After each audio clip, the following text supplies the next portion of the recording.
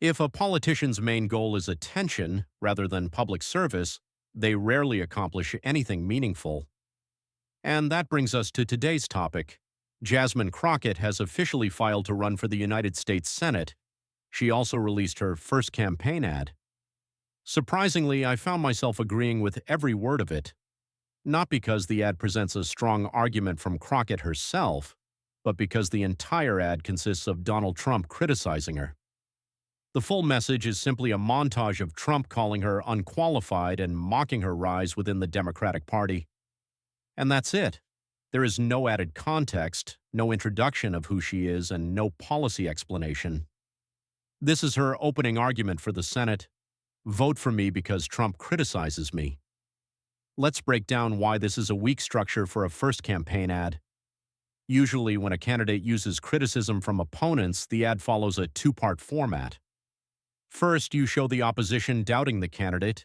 Then you cut to the candidate demonstrating strength, competence, and accomplishments. That contrast is what makes the message effective. You let the critics speak and then you disprove them. But Crockett's ad stops after step one. It shows only the criticism, with no response, no counterproof, and no positive framing. From a messaging standpoint, it is incomplete.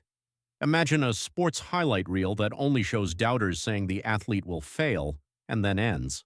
No highlights, no achievements, no payoff. That is the structure of this ad. Now, one possible interpretation is that Crockett wants to show that Trump sees her as a threat. That can be effective in politics, but only if you also present your own strengths. Her ad doesn't do that. Later at her campaign kickoff event, supporters performed a live rap meant to energize the audience. However, even this came across as unstructured and unrehearsed. The performer forgot lines, and the message lacked clarity. From an analytical perspective, this reinforces a pattern. The campaign seems to be aiming for virality, not substance, which raises the larger strategic question. What is Jasmine Crockett's actual goal in this race? Texas is a Republican-leaning state. Trump remains extremely popular with GOP voters. Running primarily on anti-Trump sentiment is a difficult path unless the campaign has a deeper message to offer.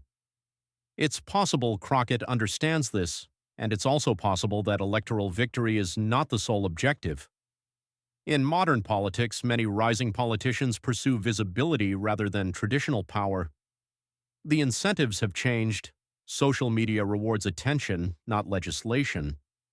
Podcasts and viral clips now hold more cultural value than committee work or policymaking. For some politicians, the real goal is influence, online influence, not governing, not passing laws, influence. Crockett's public persona supports this interpretation. She appears on podcasts frequently, creates viral moments, and prioritizes commentary over policy. If attention is the objective, her communication style makes sense, and this trend is not unique to her. Congress is increasingly filled with members whose primary interest is building personal brands rather than governing. As older generations leave office, the shift becomes more pronounced. If a politician seeks power, they may inadvertently accomplish something useful, even unintentionally. Ambition sometimes produces progress, but if a politician seeks attention only, the public rarely benefits. Attention offers no incentive for meaningful action. Crockett's early Senate messaging reflects this dynamic. It is designed to generate conversation, not policy discussion. It is built to go viral, not to persuade.